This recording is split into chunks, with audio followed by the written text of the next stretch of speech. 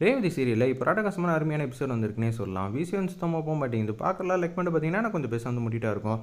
நம்ம கார்த்தி வந்து டக்குன்னு வந்து எந்திரிக்கிறாங்க. ஏந்திச்சோன்னே குளிச்சு முடிச்சுட்டு அப்படியே கிச்சனுக்கு வந்து போகிறாங்க. சுட சுட வந்து காஃபி எல்லாம் வந்து போட்டுட்டு அப்படியே ரேவதி கொடுக்கலான்னு சொல்லிட்டு அப்படியே எடுத்துகிட்டு வந்து போகிறாங்க. ரேவதி அசந்து தூங்குறாங்க. ரேவதி எந்திரிக்கிற வரைக்கும் பக்கத்துலேயே வந்து நின்றுக்கிட்டு ரேவதியை பார்த்து சிரிச்சுக்கிட்டு இருக்காரு நம்ம கார்த்தி. அருமையாக இருந்துச்சுன்னே சொல்லலாம் அந்த சீன்லாம். ரேவதி டக்குன்னு வந்து எந்திரிக்கிறாங்க. என்ன ஆச்சு ராஜா, நீ மட்டும் பக்கத்தில் நின்றுட்டு இருக்க?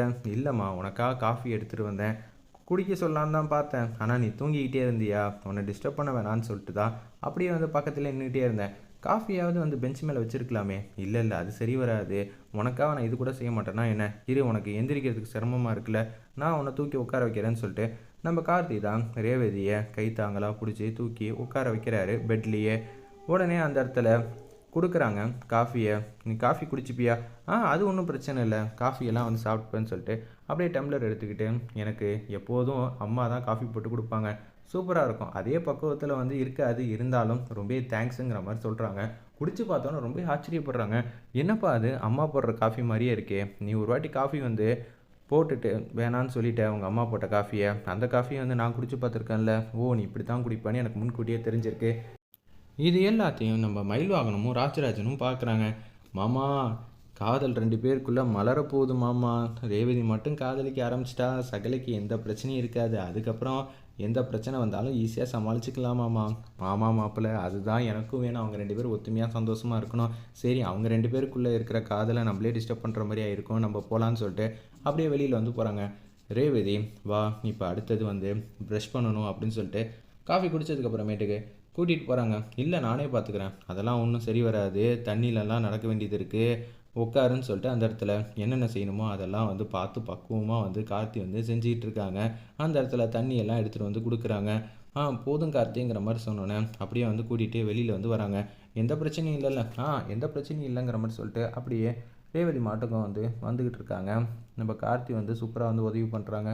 நீ இங்கேயே ரெஸ்ட் எடு, இல்லை குளிச்சா தேவலாம் அப்படின்னு சொல்லும்போது, எனக்கு தெரியாதா, நீ உட்காரு பார்த்துக்கலாம் அப்படின்னு சொல்லிட்டு அப்படியே போகிறாங்க. கிச்சனுக்கு வந்து போனோன்னே, என்ன கார்த்தி ரொம்ப பிஸியாக இருக்க போல இருக்குது? ஆமாம் ஆமாம், மனைவிக்கு ஏதாவதுன்னா நம்ம தானே வந்து செஞ்சாகணும், இல்லை நமக்கு ஏதாவதுன்னா மனைவி தானே செஞ்சாகணும், கலக்கு கார்த்தி கலக்கு அப்படின்னு சொல்லும்போது, இதே மாதிரி நீங்கள் கார்த்தி கார்த்தின்னு பேச போகிறீங்க, சாமுண்டீஸ்வரி வந்து கேட்க போகிறாங்க, சும்மா வந்து பிரச்சனையே இல்லாமல் இடத்துல இருக்கிறோம், பிரச்சனையை வந்து புதுசாக வந்து ஆரம்பிச்சு விட்றாதீங்க. சரி சரி, நீ ரொம்ப பிஸி மேன். என்னது ராஜா இவ்வளோ பரபரப்பாக வந்து எல்லா வேலையும் பார்த்துட்டு இருக்காரு? அதுவா, அவங்க ஆசை மனைவி காதலி இருக்காங்கல்ல, அவங்களுக்காக எல்லாம் பார்த்து பார்த்து செஞ்சிட்டு இருக்காங்க. ஆனால் எதுக்கு வெந்நீர் வைக்கிறாருன்னு தான் சுத்தமாக புரியலன்னு சொல்லிட்டு கிச்சனில் அழகாக வந்து வெந்நீர் வந்து வைக்கிறாங்க. வெந்நீர் வச்ச உடனே அப்படியே வந்து ஒரு பக்கெட்டில் வந்து எடுத்துகிட்டு போகிறாங்க. பக்கத்தில் துண்டை வச்சுக்கிட்டு அப்படியே போகிறாரு நம்ம கார்த்தி. எதுக்குப்பா இது அப்படின்னு சொல்லி கேட்கும்போது, ஏங்க உங்களுக்கு தேவையில்லாத விஷயத்துலலாம் தலையிடுறீங்க அப்படின்னு கார்த்தி வந்து டேரெக்டாக கேட்குறாப்புல. மாப்பிள்ளை, நீங்கள் ஓவராக வந்து குறுக்கிடுறீங்க, மாப்பிள்ளைக்கு தெரியாதா என்ன செய்யணும் ஏது செய்யணும்னு, நீங்கள் போங்க, வர வர இவர் ஓவராக வந்து கலாய்க்கிறாரு அப்படின்னு கார்த்தி வந்து நக்கல் அடித்து பேசுகிறாங்க. நான் தானே சகல ஒன்றை நக்கல் அடிக்கணும், வேறு யார் அதுக்கான உரிமையை வந்து இந்த வீட்டில் வந்து வச்சுருக்கிறது அப்படின்னு சொன்னோன்னா சிரிச்சிட்டு கார்த்தி மாட்டுக்கு வந்து போகிறாங்க. செம்மையாக இருந்துச்சுன்னே சொல்லலாம் அந்த சீன்லாம். அப்போன்னு பார்த்து ரேவதிக்கு வந்து துண்டை வச்சு அப்படியே கை கால் எல்லாத்தையும் வந்து தொடச்சி விட்றாங்க. அந்த இடத்துல ஃபேஸ்லாம் வந்து தொடச்சி விட்றாங்க. முடி வாரணுன்னா நல்லா இருக்கணும்னு மனசில் வந்து நினைக்கிறாங்க நம்ம ரேவதி. அப்போன்னு பார்த்து சீப்லாம் எடுத்து முடி வந்து வாரி விட்றாங்க. அந்த இடத்துல, நீ எப்போதும் எப்படியெல்லாம் ஹேர் ஸ்டைல் பண்ணுவேன்னு எனக்கு நல்லாவே தெரியும், அதனால் நான் பார்த்துக்கிறேன். ஓ, என்னோடய ஹேர் ஸ்டைலில் கூட நீ வந்து பார்த்து வச்சுருக்கியா அப்படின்னு சொல்லி கேட்கும்போது, இன்னும் என்னென்னலாம் வந்து கவனித்து வச்சுருக்கேன்னு தெரியலையே அப்படின்னு சொல்லி நம்ம ரேவதி மாட்டுக்கு நக்கல் அடித்து கேட்குறாங்க. இது எல்லாத்தையும் வந்து ரோஹிணிலேருந்து எல்லாரும் சந்தோஷமாக வந்து பார்க்குறப்ப, பாரு ரேவதியோட மனசை வந்து டோட்டலாக நம்ம ராஜா வந்து மாற்றிட்டாரு, இனிமேட்டு எந்த பிரச்சனையும் இருக்காது. ஆமாம், ரேவதி தான் இனிமேட்டு கார்த்தியை விட்டு விலகி எங்கேயும் போகக்கூடாது, 2 பேரும் ஒத்துமையாக இருக்கணுங்கிற மாதிரி ரோகிணி வந்து நினச்சிட்டு அவங்களும் வந்து போகிறாங்க. என்னது ஆவுனா அந்த ரூம் பக்கமே போகிறீங்கன்னு சொல்லி அந்த இடத்துல அவங்க அம்மாவும் வந்து பார்க்குறாங்க. பார்த்தா ரேவதிக்கு தலைவாரி விடுறதை பார்த்தோன்னே சாமுண்டீஸ்வரி இவங்க எல்லாரோட ரொம்ப வந்து சந்தோஷப்பட்டுட்டு அவங்களும் இங்கேருந்து வந்து போகிறாங்க. இது எல்லாம் நினச்சி ரொம்ப சந்தோஷமாக இருக்காங்க. இன்றைக்கி ஏகப்பட்ட பேருக்கு சாப்பாடு வந்து போடுறோம், அது மட்டும் இல்லாமல் நம்ம ரொம்ப வந்து சந்தோஷமாக இருக்கேன், என் மனசுக்கு கார்த்தி வாழ்க்கையில் நல்லபடியாக வந்து வெளிச்சத்தை வந்து கொண்டு வந்து விட்டாச்சு, எப்படியோ என் பொண்ணு ஏற்றுப்பாலோ மாட்டாலோங்கிற மாதிரி யோசிச்சுட்டு இருந்தேன். ஆனால் அவளுக்கு கார்த்தியை பற்றி எல்லாமே வந்து புரிஞ்சிக்க முடிஞ்சிச்சின்னு சொல்லி சந்தோஷமாக ஆனந்தமாக வந்து இருக்காங்க. அந்த இடத்துல நம்ம சாமுண்டேஸ்வரி சரிங்க நம்ம கோயிலுக்கு போயிட்டு வந்துடுவோம், ரேவதிக்கும் வந்து எல்லாம் சரியாகணும்னு சொல்லிட்டு அப்படியே போகிறாங்க. எல்லாம் வந்து தலைமுடியெல்லாம் வந்து வாரி விட்டோன்னே பொட்டெல்லாம் வந்து இதில் எந்த பொட்டு வேணும் அப்படின்னு சொல்லி கேட்கும்போது, என்னப்பா நீ தான் ஹேர் ஸ்டைல்லேருந்து எல்லாத்தையும் கவனித்து வச்சுருக்கேன், உன்னால் ஒரு பொட்டை வந்து செலக்ட் பண்ண முடியாதா அப்படின்னு சொல்லி கேட்ட உடனே, சரி சரி ஓவராக பண்ணாத, நீயே பொட்டை செலக்ட் பண்ணனோடனே இருக்கலே சின்ன பொட்டு இது மாதிரி வந்து வைக்கிறாங்க. இது நான் இது வரைக்கும் வச்சதே இல்லையே, உனக்கு இது தான் சூட் ஆகும். ஓ எனக்கு இது தான் சூட் ஆகுங்கிற அளவுக்கு உனக்கு தெரியுமா, சரி அதையும் தான் பார்ப்போம்னு சொல்லிட்டு அந்த இடத்துல கார்த்தி வந்து பொட்டு எடுத்து வச்சு விட்றாங்க. வச்சு விட்டோன்னா கண்ணாடியில் பார்க்குறாங்க. ஆமாம், நானே இத்தனை நாளாக வந்து இதெல்லாம் வந்து ட்ரை பண்ணி பார்க்கல, எப்படி கார்த்தி உனக்கு இதெல்லாம் தெரியுது அப்படின்னு சொல்லி நம்ம ராஜா கிட்ட வந்து கேட்குறாரு நம்ம ரேவதி. உடனே இதெல்லாம் ஒரு விஷயமா அப்படின்னு சொல்லிட்டு கிச்சனுக்கு வந்து போகிறாங்க. கேரட்டு பீன்ஸு இது எல்லாத்தையும் வச்சு சூப் வந்து ரெடி பண்ணிகிட்டு இருக்காரு. என்ன கார்த்தி சமையலோட சமையலாக வந்து எல்லாத்தையும் பண்ணிடு, எனக்கு இந்த சாப்பாடு ரொம்ப பிடிக்குங்கிற மாதிரி மயில்வாகனம் வந்து செம்மையாக வந்து கலாய்க்கிறாரு.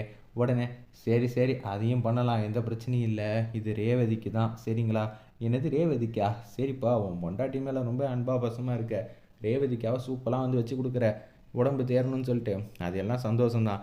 உன் பொண்டாட்டி மேலே இருக்கிற அக்கறையில் ஒரு டம்ளர் சேர்த்து தண்ணி ஊற்றுனேன்னு வச்சுக்கியேன், அந்த இதை நாங்களும் குடிச்சுப்போம்ல. சரி சரி இப்போ ரெடி பண்ணுறேன்னு சொல்லிட்டு கார்த்தி வந்து சூப்பராக வந்து சூப்பராக வந்து வைக்கிறாங்க. இதெல்லாம் பார்த்தா என்னடா அது வீடே வந்து மனமாக இருக்கேன்னு சொல்லி சாமுண்டேஸ்வரியிலேருந்து எல்லோரும் வந்து பார்க்குறாங்க.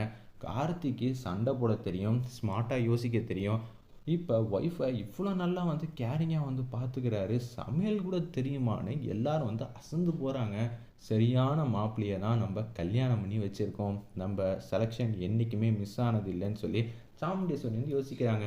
என்ன தம்பி நீங்கள் எவ்வளோ பெரிய பிஸ்னஸ் மேன், உங்களுக்கு கரண்டி பிடிச்சலாம் சமைக்க தெரியுமா, எங்கள் அம்மாவுக்கு என்னோடய சமையல் தான் ரொம்பவே பிடிக்குங்கிற மாதிரி சொன்னோன்னே, ஓ அபிராமியே சமையலில் வந்து பிச்சு உதருவா, அபிராமிக்கே உன் சமையல் தான் பிடிக்குமா, என் பொண்ணு கொடுத்து வச்சுவேன் எனக்கு சந்தோஷம் தாங்கலை அப்படின்னு சொல்லும்போது, என்றைக்காவது ஒரு வாட்டி நீங்கள் எனக்கு இது மாதிரி சமைச்சு கொடுத்துருக்கியா அப்படின்னு சொல்லி மயில் வாங்கின கிட்ட ரோகிணி வந்து கேட்குறாங்க.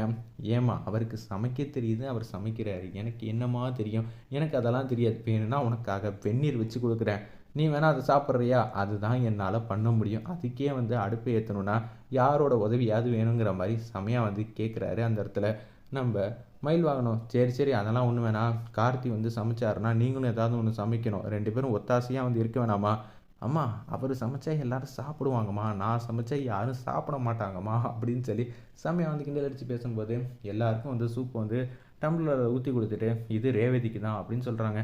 யாருக்கா வந்து சமைக்கிறது ரொம்ப மனமாக இருக்குது, அதுவா, எல்லாம் உன்னோட ஹஸ்பண்டு தான். என்னது ஏன் ஹஸ்பண்டா சமைக்கிறாரு தெரியலம்மா, ரொம்ப நேரம் ஆச்சுமா கிச்சனுக்கு போயிட்டு, ஆனால் சூப் எல்லாரும் வந்து குடிக்க போகிறாங்கன்னு சொல்லி எல்லாரும் வந்து குடிக்க ஆரம்பிக்கிறாங்க. அந்த இடத்துல ரேவதிக்கும் உடனே சந்தோஷம் தாங்கலை. ரேவதி ரூம்குள்ளே வந்து சூப்போடு எடுத்துகிட்டு போகிறாங்க. அவரே வந்து தான் கையால் வந்து ஊட்டி விட்றாரு நம்ம ரேவதிக்கு. வேறு லெவலில் மாசாக இருந்துச்சு. என்னப்பா உனக்கு எல்லாமே வந்து தெரியுது அப்படின்னு சொல்லி யோசிச்சுட்டு இருக்காங்க. இதெல்லாம் ஒரு விஷயமா, எனக்கு எந்த பிரச்சனையும் இல்லை, எனக்கு இதெல்லாம் சமைக்க தெரியும்னு சொல்லிட்டு சாப்பிட்றப்ப, ஏன்பா ஸ்டார் ஹோட்டலில் சமைக்கிற மாதிரி தான்ப்பா எனக்கு ரொம்பவே பிடிச்சிருக்கு, சந்தோஷம் தாங்கலை. நம்ம ரேவதிக்கு ரெக்கை கட்டி பறக்கிற மாதிரி அவங்களுக்கு வந்து தோணுது. என் புருஷன் இவ்வளோ அக்கறையாக வந்து இருப்பாருன்னு தெரிஞ்சா நான் இங்கே கட்டில்லையே வந்து உட்காந்துட்டு இருக்கலாம் போல இருக்கே, எனக்கு சந்தோஷம்தான் அப்படின்னு சொல்லி யோசிச்சுட்டு இருக்காங்க நம்ம ரேவதி. வேறு லெவலில் இருந்துச்சுன்னே சொல்லலாம் அந்த சீன்லாம்.